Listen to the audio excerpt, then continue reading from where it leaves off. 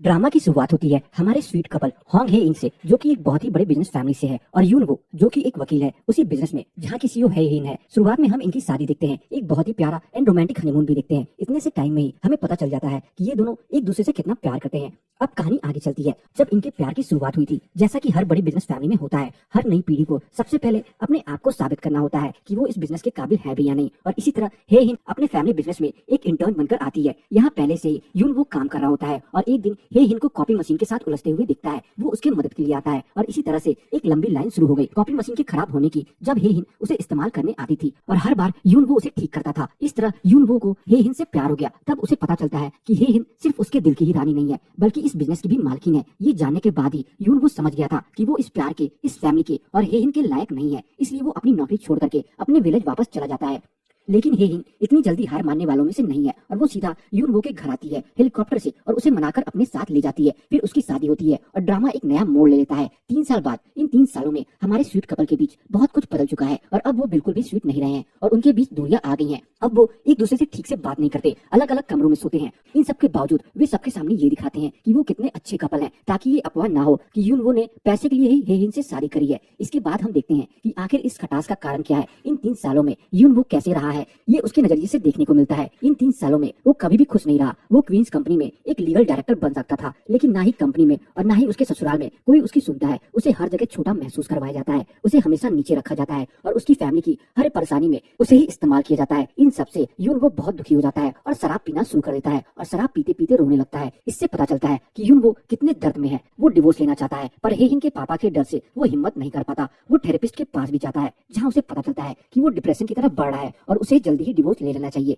इस फैसले से पहले यून वो एक बार फिर से अपने गांव जाता है। उसका घर उसके ससुराल से बहुत ही अलग है। पहले उसके परिवार वाले उससे नाराज होते हैं क्योंकि वो अपने पापा के 60वें जन्मदिन पर घर नहीं आया, क्योंकि उसी दिन होंग परिवार में हे हिन की दादी की बरसी थी और सारे आदमियों की ड्यूटी किचन में खाना बनाने की थी। कुछ टाइम बाद यून वो अपने घर पर अपने डिवोर्स के फैसले के बारे में बताता है। ये सुनकर सभी लोग बहुत परेशान हो जाते हैं और उससे पूछते हैं कि क्या उसका या हे हिन का किसी से अफेयर चल रहा है। यून वो मना कर देता है और बताता है कि उसके डिवोर्स लेने का कारण है कि वो अपनी शादी में खुश नहीं है। इस पर उसके पापा कहते हैं कि ऐसा हर शादी में होता है। वहीं उसके भाई बहन उससे कहते हैं उसे डिवोर्स नहीं लेना चाहिए, पर यून वो की माँ कहती है कि उसे वही करना चाहिए जिसमें उसे खुशी मिले। अपने घर वालों से बात करने के बाद यून वो हे हिन के पास वापस आता है, लेकिन डिवोर्स के पेपर्स के साथ। इससे पहले यून वो डिवोर्स के पेपर्स हे हिन को दे पाता, हे हिन उससे बताती है कि वो मरने वाली है। ये सुनकर यून वो दंग हो जाता है और पूछता है कि इसका क्या मतलब है। हे हिन कहती है कि वो मरने वाली है और उसके पास बस 3 महीने ही है। यून वो को अभी हे हिन पर भरोसा नहीं होता। तब हे हिन के साथ क्या हो रहा है ये हमें पता चलता है। कुछ समय से हे हिन को सर में दर्द और चीजें भूल जाने की दिक्कत होने लगती है। डॉक्टर के दिखाने पर पता चलता है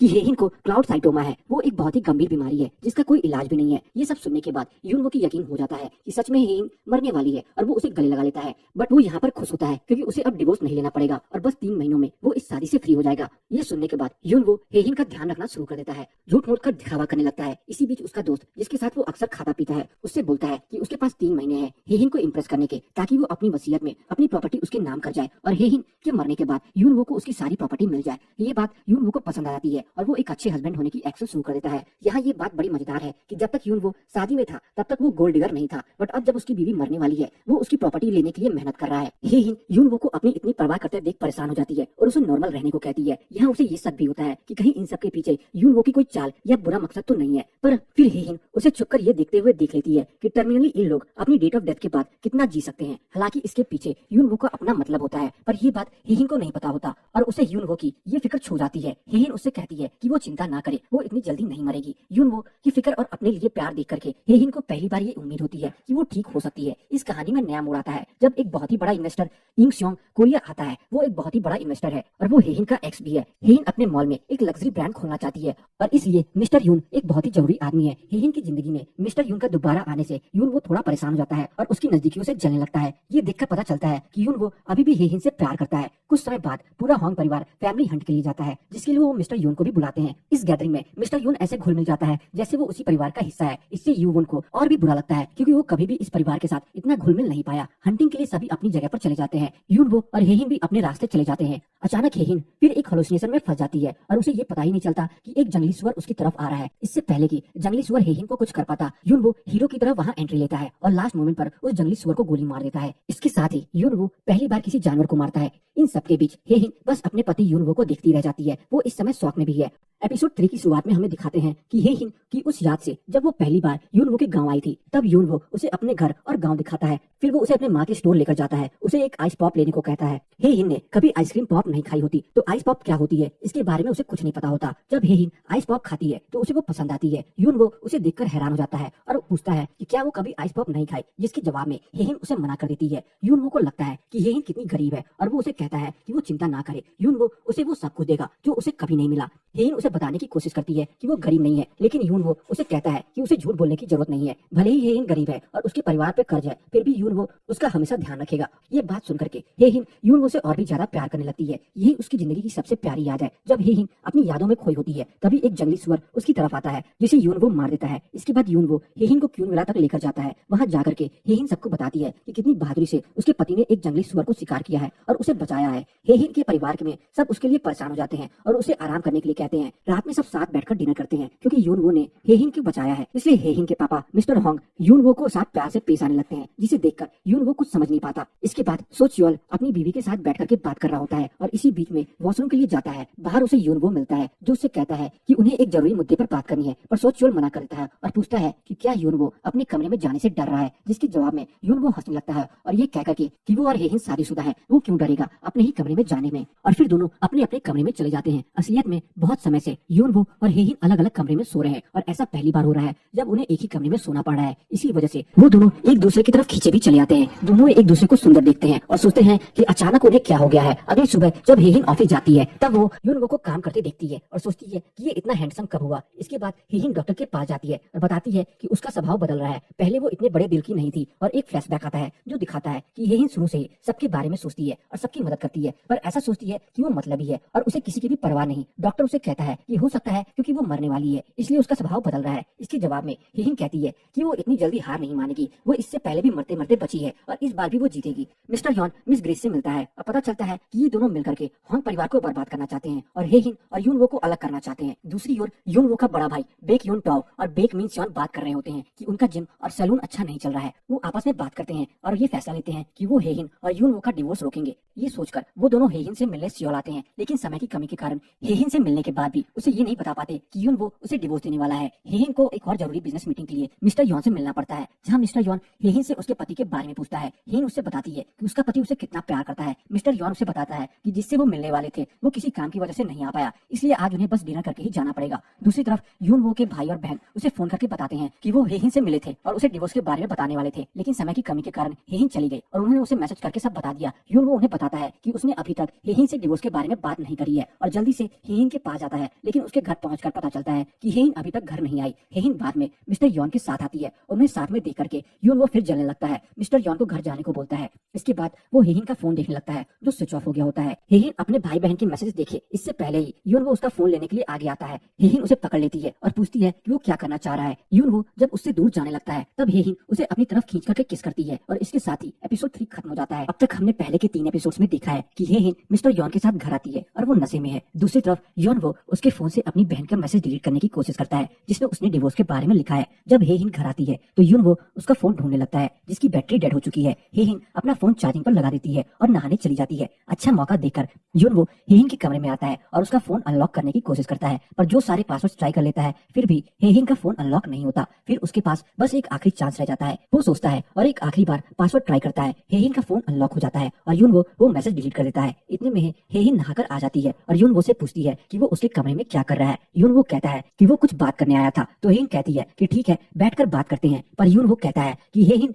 थकी हुई है इसलिए अभी सो जाते हैं और बाद में बात कर लेंगे। हेहिन ये सोचकर खुश होती है कि उसका पति उससे कितना प्यार करता है और उसकी कितनी परवाह करता है। वहीं युनवो अपने कमरे में आता है और हेहिन के फोन का पासवर्ड के बारे में सोचने लगता है। पासवर्ड उनके पहले बच्चे की डिलीवरी डेट का होता है, पर ये साफ है कि कुछ ना कुछ तो हुआ था और हेहिन का मिसकैरेज हो गया। पुरानी याद सोचकर युनवो उदास हो जाता है। इन सबके बाद युनवो हेहिन की तरफ झुकाव महसूस करने लगता है, पर वो अपने आप को समझाने की कोशिश करता है कि ये सच नहीं है और बस हेहिन के डर की वजह से वो ऐसा महसूस कर रहा है। सुबह जब हेहिन और युनवो साथ में ऑफिस जाते हैं तो हेहिन युनवो की तारीफ करती है कि उसका सूट अच्छा लग रहा है। ये सुनकर युनवो खुश हो जाता है। ऑफिस में भी वो छुप छुप करके हेहिन को देखता है और वो खुश होता है। ऑफिस में जब यूनवो हेहिन को एस्केलेटर पर गिरता देखता है तो जोर से चिल्लाता है, पर फिर छुप जाता है ताकि हेहिन उसे देख न ले। इसके बाद वो हेहिन के लिए जूते खरीदता है और ये कहकर उसे देता है कि ये सेल में थी इसलिए वो ले आया, इन जूतों को पहनकर हेहिन नहीं गिरेगी। ऐसा कहकर के यूनवो हेहिन को जूते दे देता है। हेहिन भी वो जूते पहन लेती है और जब यूनवो ये देखता है तो वो और ज्यादा खुश हो जाता है। इसके बाद यूनवो अपने दोस्त यांग से मिलता है और उसे हेहिन और मिस्टर योन के बारे में बताता है। यांग कहता है कि यूनवो फिर से अपनी बीवी के प्यार में पड़ रहा है, पर यूनवो ये कहकर के मना कर देता है कि ऐसा कुछ नहीं है और ये सब इसलिए कर रहा है ताकि हेहिन अपनी प्रॉपर्टी उसके नाम कर दे।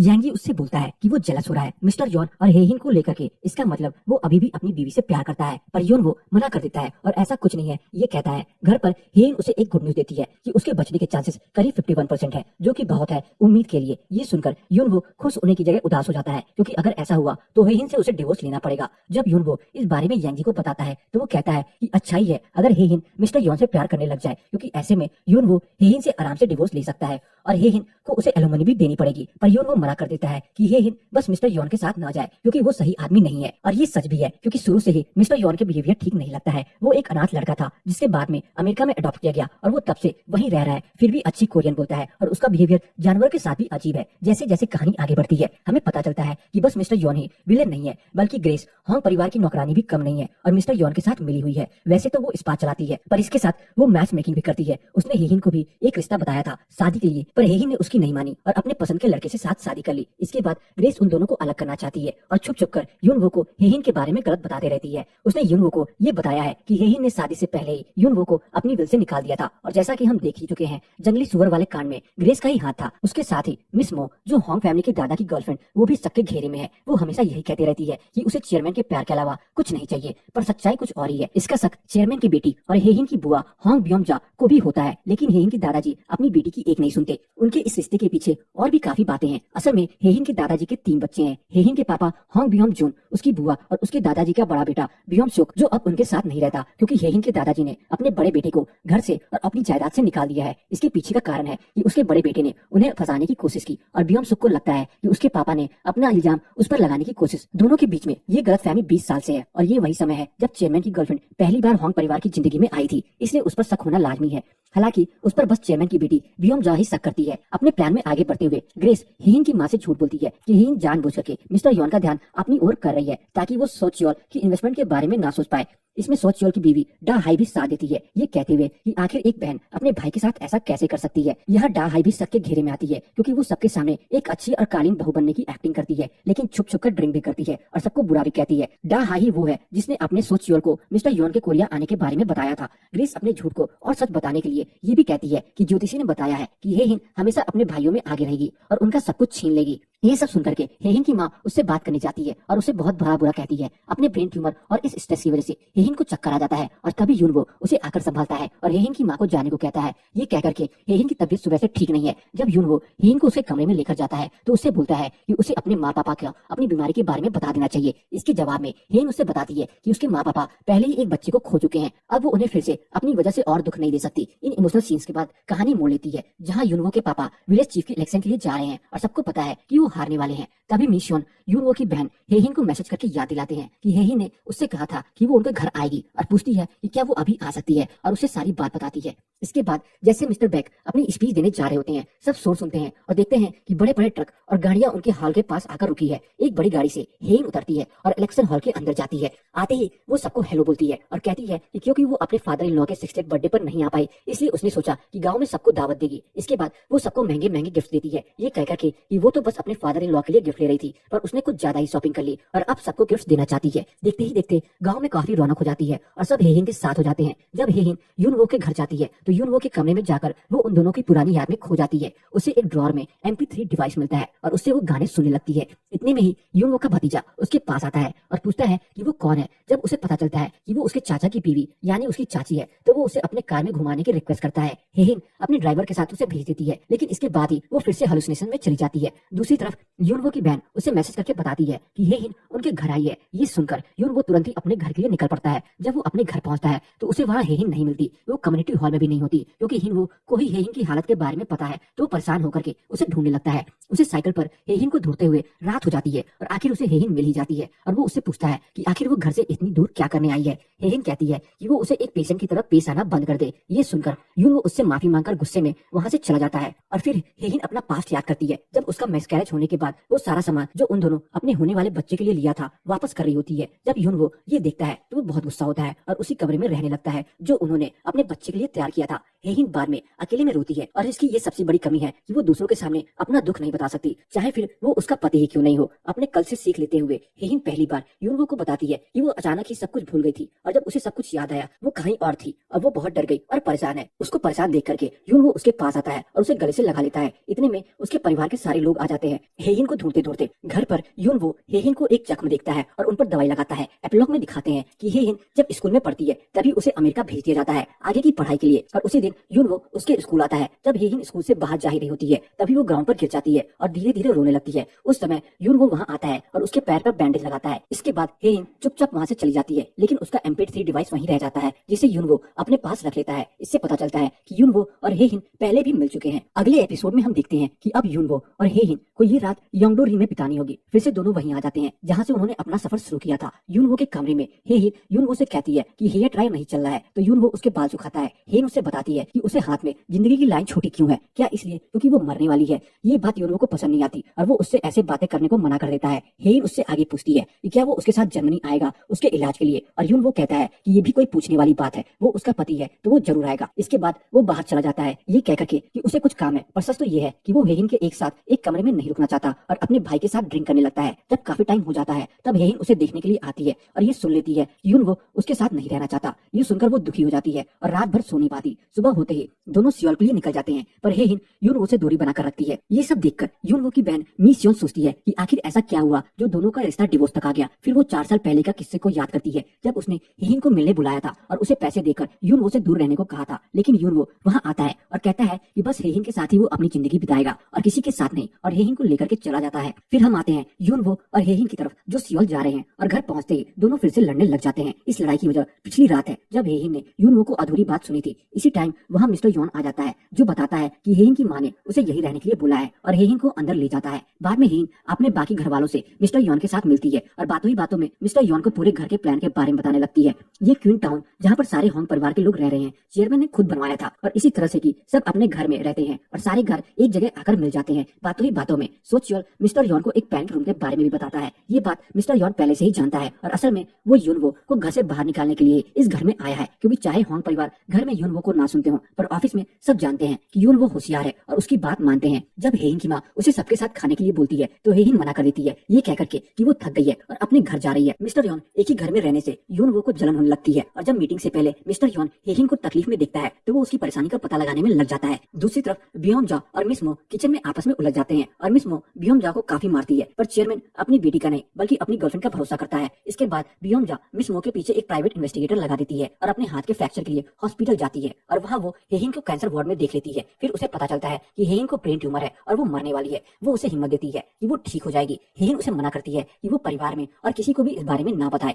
इसके बाद हेहिन जर्मनी चली जाती है अपने इलाज के लिए। बियोंजा हेहिन के साथ आने के लिए पूछती है पर हेहिन उसे मना कर देती है। तब वो यूनवो के पास जाती है और उससे बताती है कि हेहिन अकेले ही जर्मनी चली गई है इलाज के लिए। तब यूनवो को लगता है कि हेहिन बहुत ही दुखी है इसलिए उसे बिना बताए जर्मनी चली गई, जबकि पहले दोनों साथ में जाने वाले थे। इसके बाद यूनवो कैंपिंग पर चला जाता है ये सोचते हुए कि उसे इन सबसे क्या मतलब है, वो तो अब हेहिन को प्यार ही नहीं करता। तभी वो हेहिन का एक पुराना इंटरव्यू देखता है जिसमें वो बताती है कि पहले वो अपना करियर बनाना चाहती है, फिर टाइम मिलने पर अपने पति के साथ टाइम बिताना चाहती है और अगर अभी उसे मौका मिले तो वो अपने पति के साथ टाइम बिताना चाहेगी। ये सुनते ही यूनवो तुरंत जर्मनी के लिए निकल जाता है। दूसरी तरफ हेहिन जर्मनी में अपना इलाज अकेले ही करा रही होती है पर डॉक्टर उसे बताते हैं कि उसका WBC बहुत ही कम है इसलिए वो इम्यून सेल थेरेपी नहीं ले सकती। ये उसके इलाज का आखिरी रास्ता है जो अब बंद होता नजर आ रहा है। निराश होकर के कोरिया वापस आने से पहले जहाँ वो यूनवो के साथ अपने हनीमून पर गई थी उस जगह जाती है। वहीं उसे यूनवो मिलता है और वो उससे कहता है कि उसने अपने जूते क्यों नहीं पहने। दोनों बात करते हैं और यूनवो उससे बोलता है कि झूठी वो है ना कि ये जगह। उसने कहा था कि वो यूनवो को कभी नहीं रोने देगी, लेकिन अपनी शादी के बाद से वो हमेशा रोया है।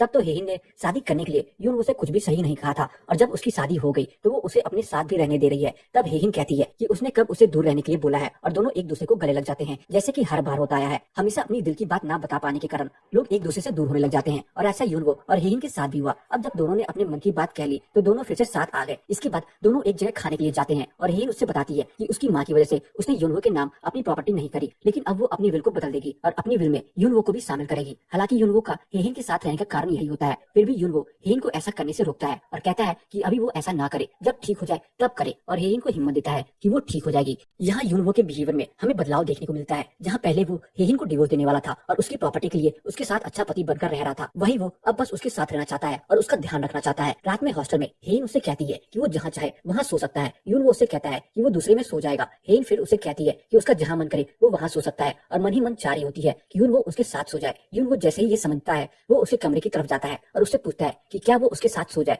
जब एक सेकंड में उसे कोई जवाब नहीं मिलता तो वो कहता है कि वो दूसरे में चला जाएगा, पर हेहिन उसे रोकती है और कहती है कि वो अभी सोच रही है और उससे पूछती है कि साथ में सोने का मतलब बस एक रात के लिए या हमेशा के लिए। यूनवो कहता है हमेशा के लिए और हेहिन हाँ कर देती है। इस तरह से दोनों का रिश्ता सुधरने लगता है और जो लोग एक घर में रहते हुए पति पत्नी होते हुए अलग अलग सो रहे होते हैं वो 2 साल बाद एक ही कमरे में सोते हैं। अगले दिन सुबह ही यूनवो हेहिन के डॉक्टर के पास जाता है और उन्हें लॉ सूट की धमकी देता है। वो उन्हें कहता है कि वो हेहिन का इलाज करे, नहीं तो वो उसके खिलाफ केस कर देगा। उनके बातों से पता चलता है कि उसके पास हेहिन के इलाज का एक और तरीका है, पर वो उसे ट्राई नहीं कर रहा है। हेहिन जब उठती है तो यूनवो होटल पहुंच जाता है और उससे बताता है कि हॉस्पिटल से फोन आया है और उसके इलाज का एक और तरीका उन्हें मिल गया है। इस बार हेहिन हॉस्पिटल में यूनवो के साथ होती है और पहले से बेहतर होती है, लेकिन अपने रूम से बाहर निकलते ही हेहिन फिर मेमोरी लैब में चली जाती है और इस बार उसे अपना मरा हुआ बड़ा भाई दिखाई देता है और वो उसके पीछे पीछे चली जाती है। जब यूनवो को पता चलता है कि हेहिन का सेशन काफी देर पहले खत्म हो गया है, लेकिन वो उसके पास अब तक नहीं आई, तो वो समझ जाता है कि जरूर ही हेहिन कहीं चली गई है। बहुत देर ढूंढने के बाद उसे हेहिन मिलती है और उसे फिर कुछ खिलाने के लिए ले जाता है। हेहिन उसे बताती है कि इस बार उसने अपने भाई को देखा और शायद वो उससे बुलाने आया था और उससे बताती है कि उसका भाई उसे बचाते हुए मरा था। यूनवो उससे कहता है कि उसे यह सब सोचने की जरूरत बिल्कुल नहीं है और इसमें उसकी गलती नहीं है। दूसरी तरफ कोरिया में बियोंग जो का अपनी इन्वेस्टिगेशन से पता चलता है कि मिस मो एक झूठे नाम से उनके घर में रह रही है और उसका असली नाम कुछ और है और अपने असली नाम से वो 30 साल पहले ही मर चुकी है। मरने से पहले वो जेल गई धोखा देने के केस में और वहाँ उसे एक बेटे को जन्म दिया। बियोंग जो ये सोचकर सबको बताना चाहती है, लेकिन इन्वेस्टिगेटर उसे मना कर देता है कि अभी उसके पास ठोस सबूत नहीं है और वो उसके बिना कोई भी बात नहीं मानेगा। वहीं होंग परिवार साथ में नाश्ता कर रहे हैं और सब सो च्योल के बेटे के बारे में मजाक में कहते हैं कि वो अपने पापा जैसा नहीं लगता। चेयरमैन डीएनए टेस्ट की भी बात कहता है जिसमें ये साबित हुआ था कि ग्योनवो सो च्योल का बेटा है, लेकिन ग्रेस और डा हाई जिस तरह एक दूसरे को देखते हैं उससे पता चलता है कि ये सच नहीं है और डा हाई बहुत सारे सच छुपाए हुए है। ये सारी बातें सुन करके सो च्योल अपनी बीवी और बेटे को ले जाता है और डा हाई से कहता है कि वो उनके लिए और ज्यादा पावरफुल बनना चाहता है और इसके लिए उससे मिस्टर यॉन की इन्वेस्टमेंट की जरूरत है। वहीं क्वींस डिपार्टमेंट में चेयरमैन और हेहिन के पापा को पता चलता है कि उनकी कंपनी जालसाजी के खेल में फंस सकती है और ऐसा यूनवो की वजह से हो सकता है। घर पर सब परेशान होते हैं और चेयरमैन अपनी गर्लफ्रेंड मिसेस मो से इस बारे में बात कर रहा होता है। तभी मिस मो को उनकी टेबल के नीचे एक रिकॉर्डर दिखता है और वो उसे चेयरमैन को दिखाती है। चेयरमैन तुरंत अपनी सिक्योरिटी टीम को बुलाता है और पूरा सच पता लगाने के लिए उन्हें ऑर्डर देता है। सिक्योरिटी टीम कहती है कि ये रिकॉर्डर कम दूरी के ट्रांसमीटर से जुड़ा हुआ है और इस घर से ही ऑपरेट हो सकता है। इसके बाद वो पूरे घर को अपनी मशीन से सर्च करने लगते हैं और उन्हें ट्रांसमीटर के सिग्नल यूनवो के स्टडी से मिलते हैं। वहाँ उन्हें बगिंग डिवाइस का ट्रांसमीटर भी मिलता है और एक लॉकर भी। जब वो उसे खोलते हैं तो उसमें उन्हें यूनवो के साइन करे हुए डिवोर्स पेपर्स मिलते हैं। ये देख करके उनका शक यकीन में बदल जाता है कि यूनवो उन्हें धोखा दे रहा है। इस टाइम पता चलता है कि ये सब मिस्टर यॉन का करा हुआ है और इससे पहले डा हाइन का साथ वो यूनवो की स्टडी में चुका है और उसने ही यूनवो को फंसाया है। दूसरी तरफ यूनवो अपनी तरफ से हंटिंग प्लेस में कांड का सच पता लगाने में लगा हुआ है और उसे एक वीडियो मिलती है जिसके सच का पता लगाने के लिए वो एक कंपनी के पास जाता है। जैसे ही ये बात ग्रेस को पता चलती है वो मिस्टर यॉन को बताती है। वो वहाँ जाता है और उस कंपनी को बंद करवा देता है। यूनवो को पहले से ही शक था कि ऐसा कुछ हो सकता है, इसलिए वो अपनी कार जानकर उस कंपनी के आगे पार्क कर देता है और दोस्त को अपनी कार के डैश कैम से वीडियो निकालने को बोलता है। कोरिया में जो कुछ भी हो रहा है यूनवो और हेहिन को इस बात को बिल्कुल भी नहीं पता है। हेहिन की माँ उसे फोन करती है और उसे बताती है कि यूनवो सबको धोखा दे रहा है। उसने उसके दादाजी के कमरे में रिकॉर्डर लगाया है और उनकी जानकारी उनके राइवल बिजनेस को दे दी है। इससे पहले वो उसे डिवोर्स का पता पाती हेहिन फोन कट कर देती है और यूनवो से भी किसी का फोन ना उठाने को कहती है। इससे पता चलता है कि हेहिन अपने पति पर कितना भरोसा करती है। अगले दिन हेहिन का टेस्ट रिजल्ट आने वाला है और दोनों उससे पहले हर जगह घूमना चाहते हैं। जब यूनवो उसके लिए और गुड लक चांस लेने जाता है तब हेहिन अपनी माँ के मैसेज देखती है जिसमें यूनवो के डिवोर्स के पेपर्स होते हैं। ये देख करके वो शॉक हो जाती है और यूनवो से पूछती है कि क्या ये सच है। यूनवो ने कभी भी नहीं सोचा था कि ये सच उसके सामने ऐसे आएगा और रोते हुए वो हाँ बोलता है। अब तक के एपिसोड्स में हमने देखा कि यूनवो और हेहिन जर्मनी में मिलते हैं। हेहिन के ब्रेन ट्यूमर के इलाज के लिए वो अपने बीच की दुनिया को भुला करके एक नई शुरुआत कर रहे हैं और एक दिन बाद ही हेहिन के टेस्ट रिजल्ट्स आने वाले होते हैं। दूसरी तरफ यूनवो मिस्टर यून के जाल में फंस गया है और हेहिन को इसका पता चल जाता है। यूनवो ने डिवोर्स के पेपर्स तैयार किए हैं। जब यूनवो हेहिन के पास लकी लीव्स लेकर आता है तो हेहिन उसे डिवोर्स पेपर का सच पूछती है और यून बताता है कि हाँ सच में वो उसे डिवोर्स देने वाला था और अब आगे की कहानी स्टार्ट होती है।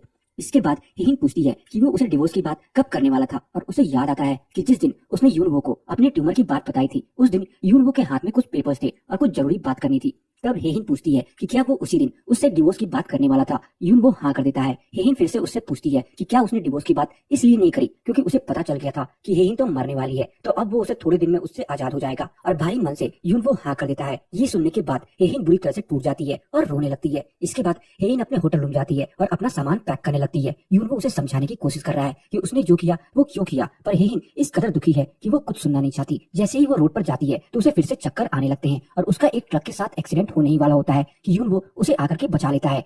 हेहिन उससे कहती है कि अगर आगे कभी भी ऐसा हो तो वो उसे ना बचाए। अब यूनवो को समझ आता है कि आखिर हेहिन इस बात से कितनी दुखी है कि उसे अपनी जीने की इच्छा ही छोड़ दी। इसके बाद अगले दिन हेहिन की रिपोर्ट आती है जो सही नहीं है और अपने खराब रिजल्ट्स की वजह से वो white blood cell immune treatment नहीं ले सकती। डॉक्टर यूनवो से यहाँ तक कहता है कि कोई भी इलाज तब तक काम करेगा जब हेहिन के अंदर जीने की इच्छा हो, और जो अभी उसके अंदर बिल्कुल भी नहीं है। हेहिन को बचाने के लिए यूनवो उसे और सुनाता है कि आखिर ये शादी उसके लिए कितनी दिक्कत वाली है और अपना सारा गुस्सा उसके ऊपर निकाल देता है ताकि हेहिन को गुस्सा आए और वो अपना ध्यान यूनवो के ऊपर गुस्सा निकालने में लगाए और उससे जीतने की इच्छा जगे। फिर दोनों अपने घर कोरिया वापस आ जाते हैं। घर आने के बाद जब हेहिन अपने फैमिली से मिलती है तब सभी उसे यूनवो के बारे में बात करते हैं, लेकिन हेहिन सबको मना कर देती है कि कोई भी यूनवो को कुछ नहीं बोलेगा और ना ही उसके साथ कुछ करेगा। यूनवो से बस वो अकेले निपटेगी। उसकी प्लानिंग सुन करके सब डर जाते हैं और समझ जाते हैं कि हेहिन यूनवो से बहुत ही गुस्सा है। अगले दिन हेहिन बहुत ही सुंदर बनकर ऑफिस जाती है और सबको पता चल जाता है कि हेहिन का मूड ऑफ है क्योंकि वो जब भी गुस्से में होती है वो उतना ही सुंदर तैयार होकर आती है और इस बार की उसकी बात ही कुछ और है। ऑफिस में सारा उसका ये रूप देख करके डर जाते हैं। हेहिन लीगल डिपार्टमेंट की सारी फाइल रिजेक्ट कर देती है और उन्हें और काम दे देती है। एक बार तो यूनवो और हेहिन अपनी टीम्स के साथ उलझ जाते हैं, लेकिन यूनवो इस बात का बुरा नहीं मानता क्योंकि जो किया है उसने जानकारी किया है, क्योंकि वो हेहिन का गुस्सा झेल सकता है पर उसे मरते हुए नहीं देख सकता। हेहिन के पापा मिस्टर होंग यूनवो पर नजर रखवाते हैं और उन्हें पता चलता है कि यूनवो बिल्कुल सही है, उसका कहीं भी कोई अफेयर नहीं चल रहा और ना ही उसने कोई पैसों का घपला किया है। उधर ऑफिस की ऑडिट टीम को भी यूनवो के पास कुछ भी गलत नहीं मिलता। हेहिन की सेक्रेटरी उसे आकर बताती है कि यूनवो की बैंक अकाउंट स्टेटमेंट भी सही है, बस कुछ ही टाइम वो कैश में पैसा यूज करता है एक फ्लावर शॉप पर। वहाँ जाकर के उन्हें पता चलता है कि यूनवो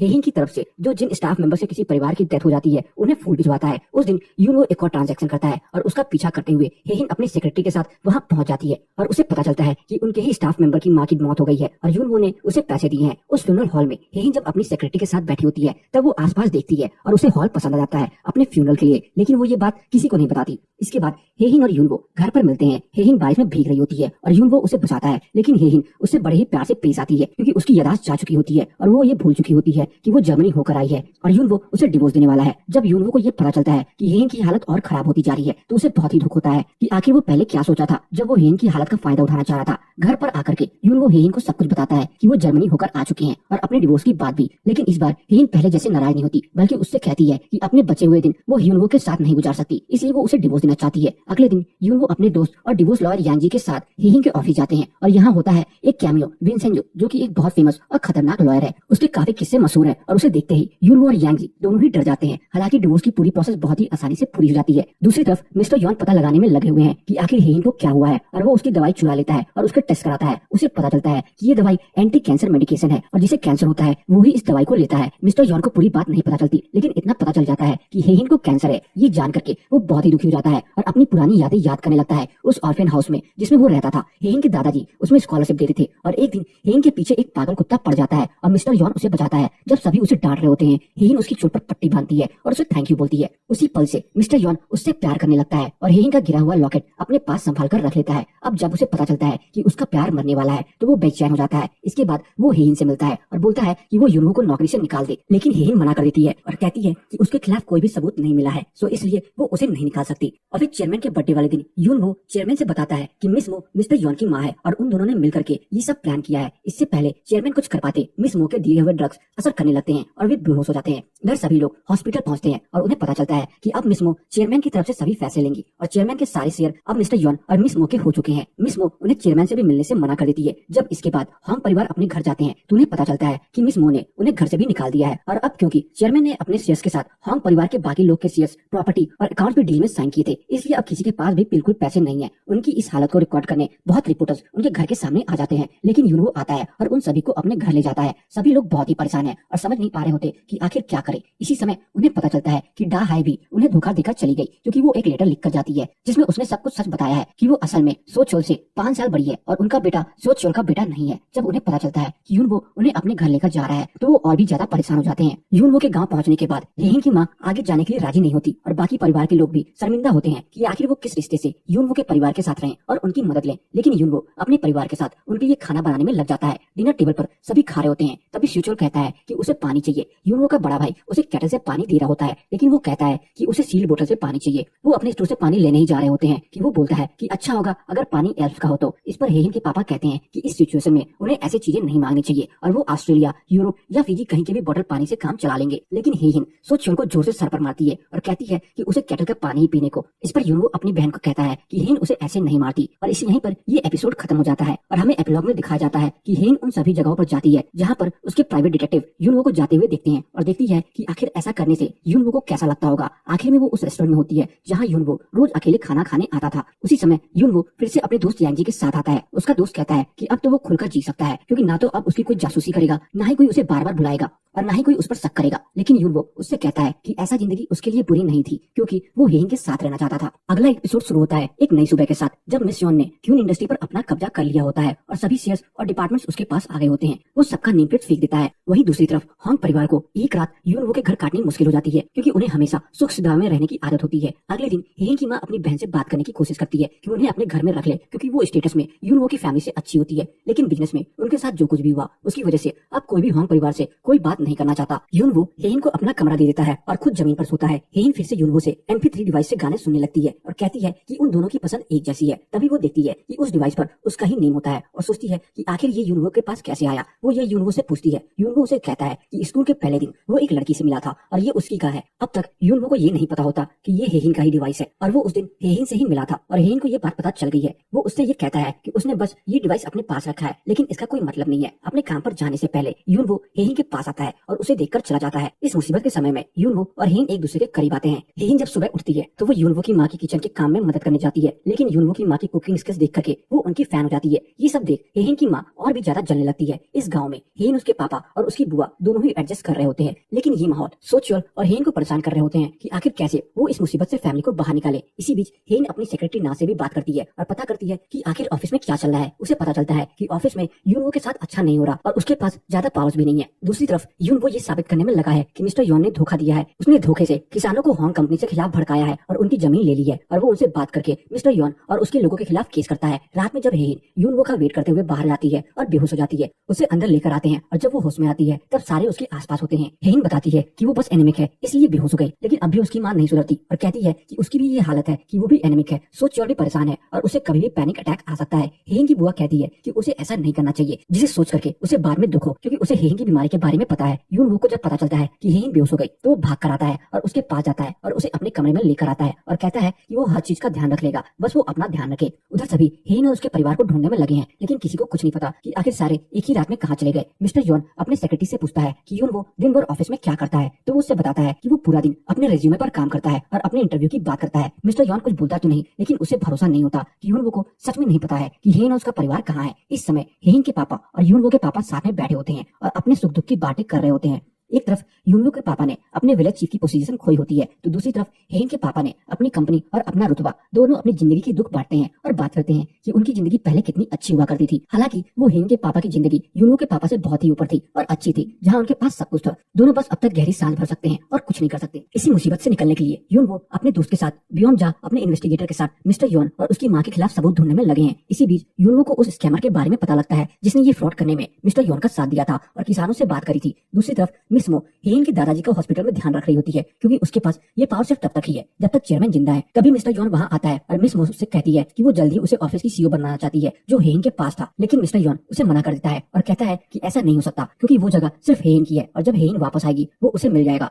मिस मो उसे समझाती है कि ऐसा करने से सब कुछ खराब हो सकता है, लेकिन मिस्टर योन कहता है कि वो हेहिन को हर हालत में वापस लाकर रहेगा। रात में जब यूनवो ऑफिस से अपने घर के लिए निकलता है तो उसे ऐसा लगता है कि कोई उसका पीछा कर रहा है और आगे ऐसा लगता है कि कहीं ये मिस्टर योन तो नहीं। अभी तक हमने देखा कि हेहिन अपने अपने परिवार के साथ यूनवो के गांव आ गई है। दूसरी तरफ मिस्टर यॉन अपने माँ के खिलाफ जाकर के हेहिन को पाने की कोशिश में लगा है और उसने चेयरमैन को भी छुपा दिया है। आखिरकार यूनवो को कुछ सबूत मिले हैं हॉन्ग परिवार को फिर से बिजनेस में लाने के लिए और मिस्टर यॉन को जेल पहुंचाने के लिए। रात में जैसे ही यूनवो अपने घर के लिए निकलता है उसे लगता है कि कोई उसका पीछा कर रहा है। और अब आगे की कहानी, यूनवो का पीछा वही लैंड स्कैमर कर रहा होता है जिसके खिलाफ यूनवो को सबूत मिले हैं, लेकिन उसके साथ कुछ और भी आदमी है जो यूनवो को मारने आए हैं। लेकिन यूनवो भी कम नहीं है और सबका सामना बहादुरी से करता है। उधर यूनवो का भाई और हेहिन का भाई जिम में वो ट्रॉफीज देखता है। यूनवो का भाई बताता है कि ये सारी यूनवो की ट्रॉफीज हैं जो उसने बॉक्सिंग के कॉम्पिटिशन में जीती हैं। तब वो बताता है कि यूनवो कितना अच्छा बॉक्सर है और अपनी होशियारी से अपने दुश्मनों की अच्छी से धुलाई करता है। उधर यूनवो उस सभी आदमियों को हरा देता है और पुलिस के हवाले कर देता है। जब हेहिन यूनवो को ऐसी हालत में देखती है तो उसे रूम में लेकर आती है और उससे पूछती है कि ये सब कैसे हुआ। यूनवो उसकी बातों को टालने की कोशिश करता है कि ये तो कुछ नहीं है, बस ऐसे ही है। लेकिन हेहिन को बस सच सुनना है और कुछ नहीं। वो उसके घावों में दवा लगाती है और यूनवो उसे बताता है कि उसकी लड़ाई लैंड स्कैमर के साथ हो गई थी और अब वो पुलिस के पास है। इससे मिस्टर यॉन के खिलाफ और सबूत मिलेंगे और हेहिन अपनी कंपनी में वापस जा पाएगी। हेहिन यूनवो से कहती है कि अगर आगे ऐसा कुछ भी हो तो वो वहाँ से भाग जाए और पहले अपनी जान बचाए, लेकिन यूनवो मना करता है, वो ऐसा नहीं कर सकता। इस पर हेहिन कहती है कि शायद उन्हें शादी नहीं करनी चाहिए थी। तो आज उन दोनों में से कोई भी इस तरह से परेशान नहीं होता, लेकिन यूनवो कहता है कि चाहे उसे कितनी बार भी शादी करनी हो वो हर बार हेहिन को ही चुनेगा, लेकिन इस बार उसका और भी ज्यादा ध्यान रखेगा और अपने पहले की गलतियां दोबारा नहीं करेगा। हेहिन और यूनवो अपने बीच की दूरियां मिटा रहे होते हैं, लेकिन सियोचोल के पास कोई उम्मीद ही नहीं है कि वो आखिरकार कैसे अपनी बीवी से बात करे। उधर डा हाई को भी सियोचोल की याद आ रही है और उसे पता चल रहा है कि उससे ज्यादा उसके बेटे को सियोचोल की कमी खल रही है। जब वो मिस्टर यॉन से पूछती है कि सियोचोल कैसा है तो वो उसे झूठ बोलता है कि वो उसे बहुत ही ज्यादा गुस्सा है। डॉक्टर हाई सोचती है कि अगर वो भी उसकी जगह होती तो यही करती। अब आखिरकार सियोचोल को अकल आ रही है कि उसे किसके साथ कैसा करना चाहिए। उधर सियोचोल सोच रहा है कि डा हाई और उसका बेटा कैसा होगा और वो कैसे डा हाई से बात करेगा। फिर उसे एक आइडिया आता है जब उसे याद आता है कि वो डा हाई एक ऑनलाइन गेम खेलती थी और उस गेम में एक इन गेम मैसेजिंग फीचर है, उसके जरिए वो उससे बात कर सकता है। डा हाई जब गेम खेल रही होती है तो उसे सियोचोल का मैसेज दिखाई देता है और उसे लगता है कि जरूर इस मैसेज में उसने उसे गुस्से में सुनाया होगा, लेकिन उसमें तो उसके बेटे की वैक्सीनेशन के रिपोर्ट होते हैं और वो उसे याद दिलाता है कि जियोनियो को सारी वैक्सीन याद से लगवा दे और इंजेक्शन लगते टाइम एक उसका फेवरेट सॉन्ग सुनाए। डा हाई को याद आता है कि जब जियोनियो को इंजेक्शन लगता था तो सियोचोल हमेशा उसके साथ होता था और उसका पूरा ध्यान रखता था। ये सोचकर के वो इमोशनल हो जाती है। दूसरी तरफ सियोचोल इस सबके लिए खुद को ही जिम्मेदार समझ रहा होता है क्योंकि उसके रिजॉर्ट प्रोजेक्ट की वजह से मिस्टर यॉन ये सब कर पाया, लेकिन हेहिन उसे अपने स्टाइल में समझाती है कि ये सब उसकी वजह से नहीं हुआ है और वो अपने आप को दोषी ना ठहराए। मिस्टर यॉन यूनवो को और भी मजबूर करना चाहता है ये नौकरी छोड़ने के लिए, इसलिए वो उसके खिलाफ माल प्रैक्टिस की झूठी रिपोर्ट करता है और स्टोर रूम में असाइन कर देता है ताकि उसे ऑफिस के बारे में कुछ और पता ना चले। इस बात के बारे में सेक्रेटरी ना हेहिन को बताती है। उसी रात मिस्टर यॉन हेहिन को ढूंढते हुए उसके पास आ जाता है कि अगर वो उसके पास आ जाए तो वो उसे क्यूज डिपार्टमेंट स्टोर फिर से दे देगा और उसे सीईओ बनाएगा पहले की तरह। इस तरह से यूनवो और उसके परिवार की दिक्कतें भी खत्म हो जाएंगी। और जब हेहिन सुनती है कि यूनवो के साथ ऑफिस में कितना गलत हो रहा है तो वो फैसला लेती है कि वो मिस्टर यॉन की बात मान लेगी। वही यूनवो की माँ को भी पता चल जाता है कि हेहिन को क्या बीमारी है और वो उसका ध्यान रखना शुरू कर देती है। मिस्टर यॉन हेहिन को 2 दिन का टाइम देता है अपने ऑफर के बारे में सोचने को। 2 दिन हेहिन मिस्टर यॉन को कहती है कि वो उसका ऑफर मान रही है और उसके पास आ रही है। जाते जाते वो यूनवो की माँ को थैंक यू बोलती है उन सभी चीजों के लिए जो उन्होंने उसके और उसके परिवार के लिए करा है। इसके बाद हेहिन मिस्टर यॉन से ऑफिस में मिलती है और मिस्टर यॉन उससे बताता है कि वो अभी प्रेस रिलीज में ये बताएगा कि हेहिन के दादा ने जानकर अपने सीएस मिस्टर यॉन के नाम किए, वो हेहिन को सीईओ बना रहा है और दोनों जल्दी शादी करने वाले हैं। हेहिन कहती है कि उसे दिक्कत नहीं है। यूनवो जब दोनों के साथ दिखता है तो हेहिन को कहता है कि वो कोशिश कर रहा है सब ठीक करने के लिए, लेकिन हेहिन कहती है कि अब दोनों साथ नहीं है तो उसे उसके लिए कुछ भी करने की जरूरत नहीं है। हेहिन और मिस्टर यॉन दोनों स्टेज पर आते हैं और मिस्टर यॉन वही बोलता है जो उसने हेहिन को बताया होता है, लेकिन जब हेहिन की बोलने की बारी आती है तो वो कहती है कि मिस्टर यॉन ने धोखे से उनके सीएस और ये कंपनी हड़प ली और उसे धमकाया है कि अगर वो उसकी बात नहीं मानेगी तो वो उसके पति को नुकसान पहुंचाएगा, लेकिन उसे सीईओ की पोजीशन नहीं चाहिए क्योंकि उसे कैंसर है और कुछ ही समय के लिए जिंदा है। ये कहकर के वो स्टेज से उतरने लगती है और चक्कर खा के गिर जाती है, लेकिन यूनवो वहाँ आकर के उसे संभाल लेता है। यही पे ये एपिसोड खत्म हो जाता है और एपिलॉग में दिखाते हैं कि यूनवो फिर से ड्रिंक करके घर आता है और एक डाल की पत्तियां तोड़ करके ये जानने की कोशिश करता है कि हेहिन उसे पसंद करती है या नहीं, और आखिरी पत्ती इस पर रुकती है कि हेहिन उसे पसंद करती है और वो कहता है कि ऐसा उसके साथ नहीं है क्योंकि वो उससे बहुत प्यार करता है। ये सब हेहिन सुन रही होती है और पहली बार उसे यूनवो के दिल की बात पता चलती है, इसलिए अब हम समझ सकते हैं कि हेहिन आखिर अब अपनी बीमारी का सच सबको क्यों बताए। अगले एपिसोड में दिखाते हैं कि यूनवो हेहिन को हॉस्पिटल लेकर जाता है। उधर जब यूनवो के गांव में सबको पता चलता है कि हेहिन के बारे में तो वो यूनवो के पापा और माँ को बताते हैं। हेहिन के घर वालों को भी ये सच पता चल जाता है और सभी शॉक हो जाते हैं। दूसरी तरफ डा हाई को भी ये सच पता चलता है और वो मिस्टर यॉन को फोन करके पूछती है कि सियोचोल कैसा है, उसे भी सच नहीं पता होगा। इस तरह से पता चलने के बाद क्या पता उसे पैनिक अटैक भी आ जाए, लेकिन मिस्टर यॉन अभी और मुसीबतों में घिरा हुआ है क्योंकि हेहिन ने सबके सामने उसका सच बता दिया है और गुस्से में कहता है कि अगर डा हाई ने एक बार और उसे फोन करके सियोचोल के बारे में पूछा तो वो खुद अपने हाथों से सियोचोल को जान से मार देगा। उधर यूनवो रोते रोते हेहिन को हॉस्पिटल लेकर जाता है और जल्दी बाकी सभी परिवार के लोग भी हॉस्पिटल पहुंच जाते हैं। वहाँ पहुंच के हेहिन की माँ यूनवो को सुनाने लगती है कि आखिर उसने क्यों अब तक ये बात छुपाई। हेहिन के पापा मना करते हैं कि वो यूनवो को कुछ ना बोले। फिर डॉक्टर उन्हें बताता है कि हेहिन को एक ब्रेन ट्यूमर है जिसका इलाज नहीं है, इसलिए हेहिन का इलाज नहीं हो सकता। इस सुनने के बाद पूरा हॉन्ग परिवार टूट जाता है, खास तौर पर हेहिन की माँ जिसने आज तक हेहिन के साथ हमेशा गलत किया है। उसे पता ही नहीं चला कि कब उसकी बेटी तकलीफ में है और वो उस पर ध्यान ही नहीं दे रही। अगली सुबह हेहिन उठती है और सबसे पहले यूनवो को आई लव यू बोलती है। वो कहती है कि पता नहीं उसके पास और कितना समय है, इसलिए वो अपने दिल की सारी बात यूनवो को बताना चाहती है। वो उससे कहती है कि उसने हमेशा उससे प्यार किया लेकिन कभी कह नहीं पाई। उसके इस बिहेवियर से और कुछ घर वालों की वजह से यूनवो ने जो कुछ भी सहा उसके बाद उसे पता था कि यूनवो उसे डिवोर्स लेगा, लेकिन फिर भी उसने अपनी शादी बचाने की कोशिश नहीं करी। इसके बाद वो अपने घर वालों से भी माफी मांगती है। उसने पहले ही अपनी बीमारी के बारे में सबको नहीं बताया और अपनी माँ के साथ भी सारे गिले शिकवे दूर करती है। इन सारी बातों के बाद हेहिन यूनवो से कहती है कि अगर वो मर भी जाए तो उसे कोई दिक्कत नहीं हो, लेकिन यूनवो कहता है कि अगर उसने फिर से मरने का बोला तो अपने आप गुस्सा हो जाएगा और अपने आप को नुकसान पहुंचाएगा। उनकी इन्हीं बातों के बीच में मिस्टर यॉन हेहिन से मिलने आता है और कहता है कि उसे ऐसा नहीं करना चाहिए था। उनकी बातों से पता चलता है कि मिस्टर यॉन और हेहिन जब अमेरिका में पढ़ते थे तब रिलेशनशिप में थे और मिस्टर यॉन ने ही हेन की काफी मदद करी थी। लेकिन बाद में हेन को पता चल जाता है कि उनकी इन सब मुसीबतों का जिम्मेदार भी मिस्टर यॉन ही है और उसे ऐसा जानकर किया है ताकि हेन उसके पास आ सके और वो ऐसा फिर से कर रहा है। इतना तय करके हेन कभी भी उसके पास नहीं जाएगी। हेन चली जाती है और यून वो मिस्टर यॉन को जाने को कहता है। बिजनेस में हेन के अनाउंसमेंट के बाद मिस्टर यॉन लॉस में जा रहा होता है और उसे चेयरमैन के वो पैसे चाहिए जो उन्होंने सबसे छुपा कर रखे हैं। लेकिन चेयरमैन कोमा से तो बाहर आ गया, लेकिन उसकी यादाश्त चली गई है और अब उसे कुछ भी याद नहीं है। वहीं दूसरी तरफ यूनवो और हेन भी उन पैसों को ढूंढने में लगे होते हैं। इससे पहले यूनवो को कंपनी की इंटरनल ऑडिट टीम समन करती है और उसके दोस्त उसके बचाव में आते हैं और उसे सही साबित कर देते हैं। इस छोटी सी जीत के बाद सभी लोग बाहर खाने जाते हैं और पहली बार हेन के पापा और भाई अपने परिवार की जिम्मेदारी उठाने की बात करते हैं। बेक और होंग परिवार के सभी लोग साथ में प्यार के साथ खाना खाते हैं और हेन की बीमारी के बारे में बातें करते हैं और उसे उम्मीद देते हैं कि वो ठीक हो जाएगी। इस तरह इस मुसीबत की वजह से दो परिवार एक दूसरे के पास आ गए और साथ में हंसी खुशी खा भी रहे होते हैं। दूसरी तरफ अमेरिका में डा हाई के पास उसके एक्स बॉयफ्रेंड आ जाता है जो बिल्कुल भी अच्छा इंसान नहीं है। उसे तो अपने बेटे से भी प्यार नहीं है और उसके साथ अच्छे से पेश नहीं आता। जब डा हाई उसे बताने से मना कर देती है कि हम परिवार से चुराया हुआ पैसा उसने कहाँ रखा है तो वो तोड़फोड़ करता है, जिसमें डा हाई अपने बेटे को बचाते हुए घायल हो जाती है। इन सबके बाद वो समझ जाती है कि सिर्फ चोरी उसे और उसके बेटे से सच्चा प्यार करता है और वो अपने एक्स को रात में नींद की गोली देकर के चली जाती है। उधर कोरिया में होंग परिवार और यूनवो चेयरमैन का सीक्रेट फंड ढूंढने में लगे हैं और उन्हें ये पता चलता है कि वो सीक्रेट फंड क्वींसविला में ही है। लेकिन आखिरकार इतने सारे पैसे छुपे कहाँ हो सकते ये किसी को नहीं पता। हेन और यूनवो इसी पैसे को ढूंढ रहे होते हैं कि अचानक बारिश होने लग जाती है और यूनवो कार लेने चला जाता है। इतने में ही यूनवो आता है और हेन के साथ चला जाता है, लेकिन जल्दी ही एक कार उनका पीछा करने लगती है और हेन को लगता है कि ये मिस्टर यॉन की कार है। जैसे ही वो कार उनकी कार के सामने आकर रुकती है, हेन यूनवो को पुलिस को फोन करने को कहती है, लेकिन वो मना कर देता है और अगले ही पल हेन यूनवो को कार के बाहर देती है और फिर वो कार के अंदर यूनवो को देखती है जो असल में मिस्टर यॉन होता है। अब जाकर के हेन को समझ आता है कि उसे फिर से मेमोरी लॉस हुआ था और वो मिस्टर यॉन को यूनवो समझ करके उसके साथ आ गई। मिस्टर यॉन उसी टाइम कार लॉक कर देता है और कहता है कि अच्छा यही होगा कि हेन यूनवो को सच ना बताए क्योंकि इससे उसका दिल टूट जाएगा और कह दे कि वो दोनों कहीं काम से जा रहे हैं। हेन मिस्टर यॉन को कार अनलॉक करने को कहती है और यूनवो से बात करती है और कहती है कि वो उसके साथ अपने दादाजी से मिलने जा रही है और जल्द ही वापस आएगी। क्वींसविला आकर के यूनवो हेन को उसके घर ले जाता है और कहता है कि वो पहले उसके साथ डिनर कर ले, तभी वो उसके दादाजी के पास लेकर जाएगा। डिनर के टाइम मिस्टर यॉन हेन को बताता है कि जब बचपन में वो और उसका भाई डूब रहे थे तब वो मिस्टर यॉन ही था जिसने उसे बचाया था। ये कहने के बाद वो उसे उसके दादाजी के पास ले जाता है और वहाँ जाकर के हेन उसे थोड़ी देर के लिए उसके दादाजी के साथ अकेला छोड़ने को कहती है। हेन अपने दादाजी को वो पेन देती है जिसमें एक रिकॉर्डिंग सिस्टम है और उसके दादाजी ने खास तौर पर उसके लिए बनवाया था और कहती है कि जब भी कुछ याद आए वो इसमें रिकॉर्ड कर ले। इसी बीच मिस वो वहाँ आ जाती है और मिस्टर यॉन से कहती है कि आखिर उसने हेन को उसके दादाजी के साथ अकेला क्यों छोड़ा और वो कहता है कि उसकी दिमागी हालत वैसे भी ठीक नहीं है तो वो आपस में क्या बात करेंगे। जब हेन आती है तो उसकी और मिस मो के बीच में भी कहा सुनी हो जाती है और वो वहाँ से चली जाती है, लेकिन अपनी मेमोरी लैप्स के कारण वो अपने ही घर में खो जाती है और ये नहीं समझ पाती कि उसके सामने मिस्टर यॉन है या यूनवो, लेकिन यूनवो उसे ढूंढ लेता है। दूसरी तरफ डा हाई सोचियो के पास वापस आ जाती है और उसे अपने किए की माफी मांगती है। यूनवो हेन को अपने अपार्टमेंट लेकर जाता है जहाँ वो अपने डिवोर्स के बाद रह रहा था और उसके पास भी उनके पहले बच्चे की डिलीवरी डेट होती है, जिसे हेन को पता चल जाता है कि यूनवो उनके बच्चे से उतना ही प्यार करता है। यूनवो और हेन जैसे गेट से अंदर जाते हैं पूरा घर बिखरा हुआ होता है। यूनवो साफ सफाई में लग जाता है और हेन के लिए खाना बनाता है। हेन डिनर टाइम उससे कहती है क्या उसके मरने के बाद वो इसी अपार्टमेंट में किसी और लड़की के साथ रहेगा। यूनवो कहता है कि वो कैसी बातें कर रही है और उसे भला और कौन प्यार करेगा। तभी हेन कहती है कि यूनवो में वो सारी खूबियां हैं जो लड़कियों में लड़कों में पसंद आती है और अगर उसका 100 बार भी जन्म हो फिर भी वो हर बार यूनवो से ही शादी करेगी। इसके बाद जब दोनों वापस यूनवो के गांव वापस आ रहे होते हैं तो यूनवो उसे एक डिवोर्स कैंसिलेशन रिंग देता है और कहता है क्योंकि वो अपना डिवोर्स भूल जाए और अपने आने वाले कल को अच्छा बनाए, लेकिन हेन मना कर देती है और उसे बताती है कि आखिर किस तरह उसने मिस्टर यॉन को यूनवो समझ लिया और पता नहीं आगे उसकी तबीयत और कितनी खराब होगी और वो नहीं चाहती कि यूनवो उसे ऐसी हालत में देखे और वो उसका प्रपोजल ठुकरा देती है। इसके बाद दोनों यूनवो के घर आते हैं और उन्हें पता चलता है कि डा हाई वापस आ गई है, लेकिन अब होंग परिवार उसे अपने साथ नहीं रखना चाहते क्योंकि वो उन्हें धोखा देकर गई थी और शुरू से उसने ही झूठ बोला और यहाँ तक कि उसने अपने बेटे का भी सच उनसे छुपाया था। लेकिन स्योचोल एक नहीं सुनता और कहता है कि ये उसके परिवार की बात है और यूनवो उसका बेटा है और वो उन्हें लेकर चला जाता है। डा हाई उससे बताती है कि शुरू से उसने सबको झूठी बोला है और अभी वो बस कुछ लेकर गई, वो वापस करने आई है और उसके बाद वापस चली जाएगी। लेकिन स्योचोल उससे कहता है कि वो चाहे जहाँ चली जाए वो उसे ढूंढ लेगा और कहीं नहीं जाने देगा। इसी बीच होंग परिवार चेयरमैन के सीक्रेट फंड्स ढूंढने में लग जाते हैं और ग्रेस जो शुरू से मिस्टर यॉन के साथ ही कभी होंग परिवार की तो कभी मिस मो की साइड हो जाती है और वो मिस यॉन और मिस मो को बता देती है कि वो पैसे क्वींसविला में ही है और वो शायद पैनिक रूम में हो सकते हैं। मिस्टर यॉन को याद आता है कि एक बार स्योचोल ने उस रूम के बारे में बताया था, लेकिन वो रूम कहाँ है ये किसी को भी नहीं पता। इससे पहले कि कोई कुछ कर पाता उसी रात चेयरमैन खुद ही स्टेयर से गिरकर मर जाता है और वो ऐसा इसलिए करता है ताकि मिस मो उसका और इस्तेमाल न कर पाए और उनके परिवार उनका खोया हुआ घर और बिजनेस फिर से मिल जाए। अगली सुबह जब यूनवो और होंग परिवार के सारे लोग क्वींसविला पहुंचते हैं मिस मो के खिलाफ कंप्लेन करने, उन्हें पता चलता है चेयरमैन तो मर चुके हैं। पूरा परिवार ये सुनकर के टूट जाता है और रोने लगता है। जब वो चेयरमैन की अस्थियों के साथ पूरे घर में जा रहे होते हैं तब वो पैनिक रूम में पहुंचते हैं और यहीं ये एपिसोड खत्म हो जाता है। एपिलॉग में दिखाते हैं कि हेन प्रेस कॉन्फ्रेंस के बाद इंटरनेट यूजर्स यूनवो को ट्रोल करते हैं, लेकिन वो कुछ नहीं कहता। पर जब उसे पता चलता है कि हेन के खिलाफ भी ट्रोलिंग हो रही है तो वो उन सब पर केस करने को तैयार हो जाता है। तो अब तक हमने देखा कि हेन प्रेस कॉन्फ्रेंस में सबको अपनी बीमारी के बारे में बता देती है और उसके बाद ही सबके सामने बेहोश हो जाती है। यूनवो उसे हॉस्पिटल लेकर जाता है। दूसरी तरफ हेन का दादा यानी कि चेयरमैन अपनी जान दे देता है ताकि उसके मरने के बाद उसकी फैमिली को उसकी विल के हिसाब से शेयर मिल जाए। जब होंग परिवार चेयरमैन की अस्थियों को लेकर घर में जा रहा होता है तभी उन्हें पैनिक रूम के बारे में पता चलता है और जब वो वहाँ पहुंचते हैं तब उन्हें पता चलता है मिस मो उनसे आगे निकली और उसने वो पैसे पहले ही वहाँ से निकाल लिए हैं। अब आगे की कहानी जब होंग परिवार को पता चलता है कि मिस मो पहले ही सारे पैसे ले चुकी है तो वो आगे की प्लानिंग में लग जाते हैं। इसी बीच हेन यूनवो से कहती है कि उसके दादाजी की मौत एक तरह से उसकी रिहर्सल है क्योंकि उसके 3 महीने पूरे हो चुके हैं और वो कभी भी मर सकती है। ये सुनकर के यूनवो बहुत ही उदास हो जाता है। उधर लीगली वो मिस मो को क्वींसविला से निकाल सकता है क्योंकि वो वहाँ की रेजिडेंट है, लेकिन एक गुड न्यूज़ आती है और यूनवो को फोन आता है कि जर्मनी के हॉस्पिटल में हेन का इलाज हो सकता है और वो जी सकती है। लेकिन इस सर्जरी का साइड इफेक्ट ये होगा कि हेन की लॉन्ग टर्म मेमोरी चली जाएगी और वो सर्जरी से पहले की अपनी पूरी जिंदगी भूल जाएगी। जब यूनवो ये बात अपने और हेन के पापा को बताता है वो हेन के पापा उसे मना कर देते हैं कि वो इस साइड इफेक्ट के बारे में हेन को ना ना बताए, नहीं तो वो सर्जरी के लिए तैयार नहीं होगी। यून वो इस सर्जरी के बारे में सबको बताता है, लेकिन हेन को यकीन नहीं होता कि वो ठीक हो सकती है और वो जी सकती है बिना किसी साइड इफेक्ट के। वो यून से बार बार पूछती है कि क्या सच में ये सर्जरी इफेक्टिव है, इसका कोई साइड इफेक्ट नहीं, क्या वो सच में जी सकती है। और यून उसे सच छुपाता है और कहता है कि हाँ वो सच में अपनी पूरी जिंदगी जी सकती है और इस सर्जरी से कोई साइड इफेक्ट्स भी नहीं है। ये सुनकर के हेन खुश हो जाती है और उसमें जीने की उम्मीद जग जाती है। अगले दिन हेन यून के दी हुई डिवोर्स कैंसिलेशन रिंग भी पहन लेती है और अपने हाथ पर बालसम लीफ की डाई लगाती है, क्योंकि उसने ये सुना है कि अगर सीजन के फर्स्ट नो तक इसका कलर रह जाता है तो उसका पहला प्यार जरूर पूरा होगा। वो एक्साइटमेंट में यून को भी दिखाती है और बताती है कि अब जीने के लिए एक्साइटेड है और अपने फ्यूचर के बारे में सोच रही है। लेकिन यून उसका पहला प्यार की बातें सुन करके फिर से जलस महसूस करने लगता है और पूछता है कि आखिर ये कौन है जो हेन का पहला प्यार है, जिसके लिए वो अपने घर के रास्ते को छोड़ करके उसके पीछे जाती थी और जिसका वो आज भी इंतजार कर रही है। लेकिन हेन उसे कुछ नहीं बताती। दूसरी तरफ होंग परिवार वापस अपने घर क्वींस विला में जाने की तैयारी कर रहे होते हैं, लेकिन सोचियो कहता है कि वो उनके साथ नहीं जाएगा और यहीं रहेगा तब तक जब तक कि वो अपने इंडिपेंडेंट ना हो जाए। उसकी मां मना करती है और कहती है कि उसने कभी अपना बिजनेस भी ठीक से नहीं संभाला तो वो अपने पैरों पर कैसे खड़ा होगा। लेकिन सोचियो उनके साथ जाने से मना कर देता है। उधर हेन उनके साथ जाने से मना कर देती है और कहती है कि वो अपनी सर्जरी से पहले यून के साथ उसके स्टूडियो अपार्टमेंट में रहेगी और उसके माँ और पापा उसकी ये बात मान जाते हैं। दूसरी तरफ हेन की आंट ब्योम-जा को यंगडू रिंग के एक आदमी यंग सॉन्ग्स पर क्रश आ जाता है। जब वो उससे मिलने बुलाता है तो ब्योम-जा को ऐसा लगता है कि वो उससे अपने प्यार का इजहार करने वाला है, लेकिन वो उसके पापा की कॉन्डोलेंस मनी देता है। इस बात से ब्योम-जा इमोशनल हो जाती है और उसकी नजरों में यंग सॉन्ग की इज्जत और ज्यादा बढ़ जाती है। हेन जब यून के साथ उसके अपार्टमेंट आती है तो वो उसके साथ न्यूली वेड कपल की तरह रहना शुरू कर देती है और नेबर्स को भी यही बताती है कि वो शादीशुदा है। दोनों साथ में घूमने जाते हैं और हेन की सर्जरी से पहले बहुत सारी यादें जमा करने की कोशिश करते हैं। तब हेन उसे बताती है कि अपनी सर्जरी से पहले वो उसे 3 सच बताएगी और पहला सच वो उस MP3 डिवाइस के बारे में बताती है जो यून के पास है। हेन उसे बताती है कि वो MP3 डिवाइस उसका है और वो इससे पहले हाई स्कूल में भी मिल चुके हैं। ये सुनकर के यून को दोनों की किस्मत पर यकीन नहीं होता जो दोनों को बार बार मिलाते आ रही है। हेन जब अपने डिपार्टमेंट स्टोर जाती है तो क्रिसमस से पहले कुछ सजेशन देती है और अपनी सेक्रेटरी ना को जैसे और ज्यादा कंफर्टेबल सीटिंग अरेंजमेंट, फैमिली के लिए स्पेसेस और किड स्पेसेस, उसको ये सजेशंस उसका बदला हुआ नीचा दिखाते हैं। जहां वो पहले सिर्फ पासवर्ड सेल्स के बारे में सोचती थी वहीं अब वो फैमिली के बारे में सोच रही है। वहीं क्लोजिंग टाइम पर यून वो वर्कर से कह करके आर्टिफिशियल स्नोफॉल करवाता है और हेन से कहता है कि ये असली है। तब हेन उसे दिखाती है कि अभी उसके हाथ पर बालसम के लीफ का कलर है जो दिखाते हैं कि उसका पहला प्यार जरूर पूरा होगा। यून वो फिर चढ़कर पूछता है कि आखिर उसका पहला प्यार है कौन। इस पर हेन कहती है कि वो आज उससे अपना दूसरा सीक्रेट बताएगी और इशारे में उसे बताने की कोशिश भी करती है कि वही उसका पहला प्यार है। और यून की बस का पीछा करती थी और वो उसे दूर से देखकर खुश होती थी, लेकिन यून ये समझ नहीं पाता और हेन उसकी बेवकूफी से नाराज होकर के चली जाती है। तब यून को समझ आता है कि वो ही हेन का पहला प्यार है। इसके बाद वो जर्मनी चले जाते हैं अपने सर्जरी के लिए। दूसरी तरफ कोरिया में मिस्टर योन को पता चल चुका है कि हेन सर्जरी और उसके साइड इफेक्ट के बारे में और वो हेन के घर से यून के सारे निशान मिटा देता है और हेन के पीछे पीछे जर्मनी चला जाता है। लेकिन इसी बीच लैंड स्कैमर का मर्डर हो जाता है और हमें ये पता चलता है कि पुलिस को पता चल चुका है कि मर्डर जर्मनी गया है। जब मिस्टर योन अपनी बोर्ड मीटिंग छोड़ करके हेन के पीछे जर्मनी जाता है उसकी माँ मिस में बहुत ही गुस्सा हो जाती है और हेन को मारने की सोच लेती है। उधर जर्मनी में डॉक्टर के पास जाने से पहले यून वो हेन को सच बता देता है कि सर्जरी के बाद हेन की यादाश्त चली जाएगी। ये सुनकर के हेन सर्जरी के लिए मना कर देती है। उधर कोरिया में हेन और यून की फैमिली मिलकर के हेन को सर्जरी के लिए समझाते हैं, लेकिन वो नहीं मानती और कहती है कि इतने मुश्किल के बाद तो वो अपनी जिंदगी जीना सीखी है और फिर से वो सब कुछ भूल करके वो पहली वाली हेन नहीं बनना चाहती। यून वो हेन को मनाने की बहुत कोशिश करता है कि हेन कहती है कि एक अनजान जिंदगी जीने की जगह वो जैसी है वैसे मरना पसंद करेगी। रात में यून के पास किस का फोन आता है और वो पूछती है कि दोनों ठीक है या नहीं। उसकी बातों से यून को ये समझ आ जाता है कि उनकी या हेन की जान को खतरा है। वो तुरंत ही हेन के पास जाता है, लेकिन इससे पहले वो कार तक पहुंचता एक ट्रक उसी कार को टक्कर मार करके चला जाता है। ये देख करके यून शॉक हो जाता है और भाग के कार के पास जाता है। उस कार में ब्लास्ट होने वाला होता है, लेकिन यून को बस हेन की चिंता होती है और कार का शीशा तोड़ करके हेन को बचाने की कोशिश करता है। इतने में ही हेन उसे पीछे से आवाज लगाती है और यून उसे सही सलामत देख करके रोने लगता है। हेन उसके हाथ की चोट कर देखकर पूछती है कि क्या उसका एक्सीडेंट हो गया और वो आखिर वो ऐसे शीशे क्यों तोड़ रहा था, लेकिन यून को सही देख करके बस रोने लगता है और कुछ नहीं बोल पाता। हेन जब ये देखती है कि यून की हालत उसके बिना कैसी होगी तो वो सर्जरी करने का फैसला लेती है और यून से कहती है कि यून को और लड़कियों के लिए नहीं छोड़ सकती, इसलिए वो ये सर्जरी करवाएगी। लेकिन यून को ये वादा करना होगा कि सर्जरी के बाद वो उसके साथ रहेगा और सबसे उसे मिलेगा, क्योंकि जब वो सर्जरी से आएगी तब एक अनजान लड़की होगी जिसे अपने बारे में, अपने परिवार, बिजनेस, यहाँ तक कि यून के बारे में कुछ भी पता नहीं होगा। इसके बाद हेन उससे कहती है कि उसके पास अभी भी टाइम है, अगर वो कुछ टाइम बिताना चाहते हैं, कोई शिकायत करना चाहता है तो वो कर सकता है, क्योंकि सर्जरी के बाद तो हेन सब भूल जाएगी। लेकिन यून कहता है कि ऐसा कुछ भी नहीं है और कहता है कि वो उससे बहुत प्यार करता है और कभी भी उसका साथ नहीं छोड़ेगा। अपने सर्जरी से पहले हेन एक डायरी लिखती है जिसमें अपनी सारी जरूरी यादें लिखती है और यून से कहती है कि सर्जरी के बाद वो उसे ये डायरी दे दे, लेकिन अभी ना पढ़े, जब वो सर्जरी में जाए तब पढ़े। उधर मिस्टर योन ने लैंड स्कैमर केस में यून को फंसा दिया है। पुलिस उसके पीछे जर्मनी तक आ जाती है। सर्जरी से पहले हेन यून से कहती है कि वो कोई भी बात कैसे इतने टाइम तक याद रखता है, तो यून उससे कहता है कि वो बस एक शब्द को बार बार बोलता है। हेन अपनी सर्जरी में जाने से पहले बस यून का नाम ही बार बार बोलती है। इधर उसकी सर्जरी सक्सेसफुल पूरी हो जाती है, लेकिन इससे पहले कि यून उससे मिल पाता उसे पुलिस अरेस्ट करके लेती जाती है। उधर मिस्टर योन हेन के सामने आ जाता है, लेकिन होश में आने के बाद हेन सबसे पहले यून का नाम लेती है, जिसे सुनकर के मिस्टर योन परेशान हो जाता है। लेकिन अपनी फीलिंग छुपाते हुए वो हेन से पूछता है कि आखिर उसे अपने बारे में कुछ भी याद है और हेन मना कर देती है। फिर मिस्टर योन उन दोनों की पिक्चर दिखाते हुए बताता है कि वो दोनों रिलेशनशिप में थे जब यूएस में थे, लेकिन हेन ने उसके साथ ब्रेकअप कर लिया और कोरिया आकर के यून से शादी कर ली। लेकिन यून सही आदमी नहीं था और उसके पैसे को पीछे पड़ा था, इसलिए हेन ने उसे डिवोर्स दे दिया और अब उसका एक्स हस्बैंड मर्डर के केस में जेल में बंद है। यहाँ तक कि उसकी फैमिली भी उससे प्यार नहीं करती और उसके बिजनेस के लिए इसके पीछे पड़ी है, इसलिए तो कोई भी उसके साथ इतनी बड़ी सर्जरी में नहीं है। हेन इन सारी बातों को सच मान लेती है। हेन अपने हॉस्पिटल रूम से और यून अपने जेल के सेल से फर्स्ट स्नो देख रहे होते हैं और एक दूसरे के बारे में सोच रहे हैं। फर्क सिर्फ इतना है कि हेन यून के बारे में भूल चुकी है और सोच रही है कि उसने कैसे इंसान के साथ शादी करी है। मिस्टर योन को हेन की डायरी मिलती है जिससे वो जला देता है, लेकिन वो डायरी बच जाती है। इस एपिसोड के आखिर के एपिलॉग में दिखाते हैं कि यून हेन की पोस्ट सर्जरी की तैयारी कर रहा है। वो एक वीडियो बनाता है जिसमें वो अपने बारे में बताता है, ताकि जब हेन उसके बारे में भूल जाए तो ये वीडियो देखे और उसे यून के बारे में पता चले। एक महीने बाद हेन और मिस्टर योन कोरिया वापस आते हैं, लेकिन क्योंकि वो अब मिस्टर योन के साथ है इसलिए वो अपने परिवार से सही से बात नहीं करती और मिस्टर योन के साथ चली जाती है। इसके बाद हेन जब घर आती है तो उसे अपने कमरे में अपना पुराना MP3 डिवाइस मिलता है, जिसकी वजह से उसे अपने एक्स हस्बैंड के बारे में जानने का मन करता है। हेन उससे मिलने के लिए चली जाती है और जैसे यूनवो मीटिंग रूम में आता है हेन इमोशनल हो जाती है और उसका दिल तेजी से धड़कने लगता है। यूनवो उससे पूछता है कि अब उसकी तबीयत कैसी है और वो अपनी पोस्ट सर्जरी ट्रीटमेंट ठीक से ले रही है या नहीं। हेन उससे कहती है एक मर्डर को अपनी एक्स वाइफ की इतनी टेंशन नहीं लेनी चाहिए। इस पर यूनवो कहता है कि वो हमेशा उसका साथ रहेगा और उसे कभी अकेला नहीं छोड़ेगा। ये सब सुनकर के हेन चली जाती है। इसके बाद जेल से यूनवो अपने लॉयर दोस्तों को समझाता है कि उन्हें कैसे सबूत जमा करने हैं और उसके ट्रायल में पूरा पेक और होंग परिवार पहुंचता है और उसका दोस्त यांगी उसका लॉयर बनकर के सारे सबूत पेश करता है और यूनवो को सही साबित कर देता है। कोर्ट यूनवो को छोड़ देती है। कोर्ट के बाहर यूनवो के भाई और बहन उसका इंतजार करते हैं और हेन अपनी सेक्रेटरी के साथ सब कुछ दूर से देख रही होती है। वो उन्हें देखकर कहती है कि यूनवो देखने से तो ठीक ही लगता है और फिर उसके पीछे पीछे उसके गांव तक पहुंच जाती है। वहां वो सभी लोगों को देखती है और सोचती है कि यूनवो और उनका परिवार देखने में तो सही लग रहे हैं। यूनवो के जेल से छूटने के बाद सभी लोग बहुत खुश हैं। इसलिए एक तरफ यूनवो के पापा अपने स्टोर का सामान कुछ कम रेट्स और फ्री में देते हैं, वहीं दूसरी तरफ हेन की आंट बियोंजा एक पार्टी रखती है और जानबूझ करके अपने खर्च को एक लकी ड्रॉ के जरिए गिफ्ट करती है, लेकिन वो किसी और को देता है। आखिरकार वो यॉन्सो को अपने दिल की बात बोल देती है, लेकिन उनकी बात सभी लोग सुन लेते हैं और वो शर्माकर भाग जाती है। वहीं मिस्टर यॉन की मुश्किलें और बढ़ जाती हैं क्योंकि उसकी माँ उसके खिलाफ जाकर के बोर्ड मीटिंग बुला रही है और चेयरमैन की पोजीशन से हटाने की कोशिश कर रही है। दूसरी तरफ यूनवो और होंग परिवार मिलकर के मिस्टर यॉन के खिलाफ प्लानिंग कर रहे हैं। तभी यूनवो उन्हें वो पेनड्राइव दिखाता है जो उसे डाहे ने दी थी और जिसके लिए फ्यूचर पहली बार अपने परिवार के लिए लड़ा था। इस पेनड्राइव से ये साबित हो जाता है कि मिस्टर यॉन ने जालसाजी करके क्वीन इंडस्ट्रीज को अपने कब्जे में लिया, इससे पहले कि वो कुछ कर पाए। यूनवो और हेइन दोनों को एक एक्वेरियम से इनविटेशन मिलता है। जब हेइन वहां पहुंचती है तो उसे पता चलता है कि उसने ही ये प्लेस रेंट की थी 4 साल पहले और 1 महीने पहले भी एक्वेरियम में यूनवो और हेइन की शादी की वीडियो चलती है और पोस्ट वेडिंग वीडियो में हेइन अपनी वीडियो रिकॉर्ड करती है कि फ्यूचर में चाहे कुछ भी हो जाए वो यूनवो का साथ ना छोड़े। उसमें यूनवो की वीडियो भी होती है कि वो हमेशा हेइन के साथ रहे। ये सुनकर के हेइन इमोशनल हो जाती है और उसे कुछ समझ नहीं आता। तब यूनवो उसे कहता है कि भले ही वो उस पर भरोसा ना करे लेकिन वो मिस्टर यॉन पर भी भरोसा ना करे। तब हेइन उसके हाथ पर निशान देखती है। इसके बाद वो मिस्टर यॉन के पास जाती है और उसे शराब के नशे में देखती है, लेकिन उसकी नजर उसके हाथ पर जाती है और उसे कोई निशान दिखाई नहीं देता। इससे हेइन को पता चलता है कि मिस्टर यॉन ने उससे पहले झूठ बोला था कि उसने उसे एक कार एक्सीडेंट से बचाया था, क्योंकि अगर ऐसा होता तो उसके हाथ पर निशान होता। अगली सुबह हेइन को वो डायरी मिलती है जिसमें उसने यूनवो को और अपनी जिंदगी के बारे में लिखा था। ये डायरी जर्मनी में जली नहीं थी और हॉस्पिटल के एक वर्कर को मिली थी। उसने वो डायरी नर्सेस को दी जिन्हें पहले से यूनवो ने डायरी मिलने पर हेइन के एड्रेस पर सेंड करने को कहा था। इससे पहले कि हेइन उस मेल को देख पाती, ग्रेस वहां आ जाती है और हेइन के करीबी होने का दिखावा करती है, लेकिन हेइन उसकी बात नहीं मानती और वहां से चली जाती है। जब वो घर आती है तब वो सुबह वाला मेल देखती है और उसे वो डायरी मिलती है जिसमें उसने अपनी जिंदगी की सारी सच्चाई लिखी होती है। अपनी डायरी पढ़ करके उसे पता चल जाता है कि मिस्टर यॉन उससे झूठ बोल रहा है और यूनवो सही है। इसके बाद हेइन अपनी सेक्रेटरी को फोन करके यूनवो का नंबर लेती है और उसे कॉल करके मिलने बुलाती है। हेइन अपनी कार से उतर करके यूनवो की तरफ आने लगती है, लेकिन उसी टाइम ट्रैफिक सिग्नल रेड हो जाता है और वो दोनों वेट करने लग जाते हैं। पर इससे पहले कि सिग्नल ग्रीन हो पता चलता है एक बस आती है और उसके जाते ही हेइन गायब हो जाती है। यूनवो परेशान होकर जैसे ही रोड क्रॉस करने की कोशिश करता है एक कार से उसका एक्सीडेंट हो जाता है और यहीं पे हमारा एपिसोड खत्म हो जाता है। तो दोस्तों होता यूं है कि यूनवो और हेइन दोनों को मिस्टर यॉन देख रहा होता है और वो ही हेइन को किडनैप करवाता है। दूसरी तरफ यूनवो को हॉस्पिटल लेकर जाते हैं जहां उसके घर वाले भी आते हैं। डॉक्टर उसके परिवार को बताते हैं कि यूनवो का बड़ा एक्सीडेंट हुआ है और उसकी इंटरनल एंजाइटी भी हो सकती है, इसलिए उन्हें उसका जल्दी ऑपरेशन करना होगा। यूनवो के माँ बाप कहते हैं कि वो ऑपरेशन से पहले यूनवो को देखना चाहते हैं, लेकिन जैसे ही वो डॉक्टर के साथ वहां जाते हैं यूनवो वहां नहीं होता। असल में यूनवो अपने दोस्त यांगी के साथ हंटिंग ग्राउंड जा रहा है क्योंकि उसे पता है मिस्टर यॉन ने हेइन को वहीं रखा होगा, लेकिन उसकी कंडीशन बहुत खराब है और उसकी ऐसी हालत देख करके उसका दोस्त डर जाता है। तब यूनवो बोलता है कि अब तक मरा नहीं है। इस पर उसका दोस्त पूछता है कि आखिरकार क्यों वो ये सब उस लड़की के लिए कर रहा है जिसे वो याद भी नहीं। तो यूनवो जवाब देता है कि ये सब वो अपनी खुशी के लिए कर रहा है। जब दोनों हंटिंग ग्राउंड पहुंचते हैं तब उन्हें वहां बहुत ज्यादा सिक्योरिटी दिखाई देती है। यूनवो अपने दोस्त को कहता है कि जब वो उसे कॉल करे तब वो पुलिस को बुला ले और अंदर चला जाता है। वहाँ पहले से ही हंटिंग ग्राउंड का सिक्योरिटी गार्ड होता है जो उसे अंदर जाने में मदद करता है और बताता है कि कुछ टाइम से यहाँ बहुत हलचल हो रही है। दूसरी तरफ हेइन को होश आता है और उसे पता चलता है कि मिस्टर यॉन ने उसे किडनैप करवाया है। मिस्टर यॉन उसके पास आता है और पूछता है कि आखिर वो यूनवो से क्यों मिलने गई थी। वो हर बार ऐसा करती है, उसकी बात नहीं मानती, इसलिए उसे ये कदम उठाना पड़ा। हेइन उसे साथ करने के लिए कहती है कि उसे उसकी पुरानी डायरी मिली थी और उसमें यूनवो के बारे में जैसा मिस्टर यॉन ने बताया था उससे बिल्कुल अलग लिखा था, इसलिए वो यूनवो से मिलकर के इस बारे में बात करने वाली थी। लेकिन अब उसकी कोई जरूरत नहीं है क्योंकि हैंड राइटिंग कॉपी करना कोई बड़ी बात नहीं है और हो सकता है कि यूनवो ने ऐसा करके अपने लिए अच्छी बातें उस डायरी में लिखी हो। इसके बाद मिस्टर यॉन कहता है कि वो रात में ही कोरिया छोड़कर के यूएस जा रहा है और हेइन से पूछता है कि वो उसके साथ चलेगी या नहीं। तो हेइन उसके साथ जाने के लिए हाँ कर देती है। मिस्टर यॉन कहता है कि वो वहाँ शादी कर लेंगे, उसके लिए भी हेइन हाँ कर देती है। ये सुनकर के मिस्टर यॉन शांत हो जाता है। उसी समय वहाँ मिस मो आ जाती है और मिस्टर यॉन से पूछती है कि आखिरकार ये सब क्या हो रहा है। तो मिस्टर यॉन कहता है कि वो चेयरमैन के सीक्रेट फंड्स लेकर के हेइन के साथ यूएस जा रहा है और अब से वहीं रहेगा, लेकिन उसकी माँ उसका ये प्लान पसंद नहीं आता और वो कहती है कि उसने इतनी मेहनत उसके लिए ही करी है, शुरू से उसने जो कुछ भी किया वो उसे ही चेयरमैन बनाने के लिए किया। इसके बाद एक फ्लैशबैक आता है और दिखाते हैं कि हेइन की पूरी बीच पर टाइम स्पेंड कर रही है। तभी मिस मो एक साइड से आती है और अपने बेटे को देखती है, उससे वो कुछ पैसे देकर के वहाँ से भेजने की कोशिश करती है, लेकिन वो तो बस अपनी माँ से मिलने आया होता है। इतने में बीच पे शोर सुनाई देता है और पता चलता है कि जिस बोट में हेइन और उसका भाई होता है वो खराब हो गई है और दोनों पानी में गिर गए हैं। वहीं यूनवो भी अपने मैरिन ग्रुप की ट्रेनिंग के लिए आया होता है और हेइन को बचा लेता है, लेकिन उसका भाई डूबकर मर जाता है। हेइन को लगता है कि उसके भाई ने उसे बचाया है और यही बात अपनी माँ को बताती है। उसकी माँ अपने बेटे की मौत के लिए हेइन को जिम्मेदार समझती है और उससे नफरत करने लगती है। इसके बाद जब मिस वो अपने बेटे के पास जाती है तो वो उससे बताता है कि उसने देखा कि कैसे उसने उस बोट को खराब किया था ताकि वो अपनी माँ के पास जल्दी जा सके, लेकिन फिर भी उसकी माँ उसे दूर भेज देती है। इसी बात को याद करते हुए मिस वो कहती है कि अगर उसी दिन हेइन मर जाती तो उसका प्लान बहुत पहले ही पूरा हो चुका होता और आज ये समय भी नहीं आता जब उसका बेटा उसे हेइन के लिए छोड़कर जा रहा है। ये सब हेइन सुन लेती है और हंटिंग ग्राउंड से निकलने की कोशिश करती है। बाहर ही उसे यूनवो मिल जाता है और दोनों मिलकर बाहर जाने की कोशिश करते हैं, लेकिन यूनवो की हालत ठीक नहीं है और वो हेइन को कहता है कि वो उसे छोड़कर बाहर चली जाए। बाहर उसका दोस्त है जो उसे सही सलामत उसके घर ले जाएगा और वो बाद में आ जाएगा, लेकिन हेइन उसे छोड़कर कहीं भी जाने से मना कर देती है और वो दोनों धीरे धीरे बाहर जाने लगते हैं। इतने में मिस्टर यॉन को पता चल जाता है कि यूनवो और हेइन भागने की कोशिश कर रहे हैं और वो एक गन उठा लेता है और उनके पीछे जाता है। इतने में मिस्टर यॉन उन दोनों के पास पहुंच जाता है और हेइन को अपने साथ आने को कहता है, लेकिन हेइन मना कर देती है और मिस्टर यॉन कहता है कि अगर जिंदा ना सही तो उसे मारकर अपने साथ ले जाएगा। इतने में पुलिस भी वहां पहुंच जाती है और मिस्टर यॉन से सरेंडर करने को कहती है, लेकिन वो हेइन की तरफ गोली चला देता है और उसी टाइम यूनवो हेइन को बचाने बचाने के लिए उसके आगे आता है और उसे गोली लग जाती है। इसके बाद सारे पुलिस वाले मिस्टर यॉन को शूट कर देते हैं और वो वहीं मर जाता है। ये आवाजें मिस मूवी सुनती है और पूछती है कि क्या हुआ, तो उसे पता चलता है कि बाहर फायरिंग हो रही है, लेकिन वो बिना किसी के बारे में सोचे वहां से चली जाती है। दूसरी तरफ हेइन यूनवो के साथ हॉस्पिटल जाती है और उससे कहती है कि वो मर नहीं सकता, उसे ठीक होना है। हॉस्पिटल में हॉन्ग और बिग परिवार भी पहुंच जाते हैं। यूनवो का ऑपरेशन होता है और डॉक्टर सबको बताते हैं कि अब यूनवो खतरे से बाहर है, बस उसके होश में आने के बाद वो कुछ कह पाएगा। हेइन यूनवो के पास जाती है और जब तक उसे होश नहीं आता तब तक वहीं बैठी रहती है, ना ही कुछ खाती है ना ही आराम करती है। ऐसे ही 2 दिन हो जाते हैं। तब हेइन यूनवो से कहती है कि उसने अब तक कुछ नहीं खाया और आराम भी नहीं किया, वो अभी भी पोस्ट सर्जरी ट्रीटमेंट ले रही है और उसके लिए ये सब ठीक नहीं है और अब तो उसे चक्कर भी आ रहे हैं। इसी टाइम यूनवो को होश आता है और वो हेइन से कहता है कि वो ठीक है और वो अपना ध्यान रखे। परिवार के सारे लोग उससे मिलते हैं। यूनवो जब तक हॉस्पिटल में रहता है तब तक हेइन भी उसके साथ रहती है और उससे पूछती है कि आखिरकार उसके अंदर वो सारी क्वालिटीज कैसे हो सकती हैं जो उसे पसंद है। उनकी हंसी के बीच बिग परिवार नहीं आता और उन्हें अकेले टाइम स्पेंड करने देता है। यूनवो जल्दी ठीक हो जाता है। दूसरी तरफ मिस्मो खुद चेयरमैन बनने की तैयारी कर रही है। यूनवो उसे फंसाने की प्लानिंग कर रहा है। दाहाई सरेंडर करने की बात करती है कि उसने जो किया वो गलत किया और उससे अब सब कुछ सही करना होगा। कोर्ट में दाहाई और ग्रेस मिस्मो के खिलाफ गवाही देते हैं और ग्रेस ने जो टैबलेट से फुटेज कॉपी करी थी वो दिखाते हैं, जिसमें मिस्मो चेयरमैन को ड्रग्स देते हुए साफ-साफ दिखाई देती है। इसके बाद मिस्मो जेल चली जाती है। हांग परिवार को अपना बिजनेस वापस मिल जाता है। इस बार ब्योमजा अपने बड़े भाई ब्योमसॉक को चेयरमैन बना करके और खुद बिजनेस से ब्रेक लेने चले जाता है और अब वो यूनवो के माँ बाप के साथ टाइम स्पेंड कर रहे हैं। यूनवो और हेइन दोनों कंपनी में बाहर मिलते हैं। 2 साल बाद दाहाई और ग्रेस जेल से रिहा हो जाते हैं। उधर यूनवो और हेइन अपनी हैप्पी आफ्टर लाइफ जी रहे हैं और इस कहानी की यहीं पे हैप्पी एंडिंग हो जाती है। तो बस आज की इस वीडियो में इतना ही। आपको मेरी क्वीन ऑफ टीयर्स मूवी की कंप्लीट ड्रामा स्टोरी कैसी लगी कमेंट सेक्शन में बताना ना भूलें और अगर आपको मेरी ये वीडियो पसंद आई हो तो वीडियो को लाइक करके जाना ना भूलें। चैनल पर नए हैं तो चैनल को जरूर सब्सक्राइब कर लें ताकि मुझे ऐसी ही मोटिवेशन मिलती रहे और मैं आप सबके लिए अच्छी से अच्छी वीडियो चलाता रहूं।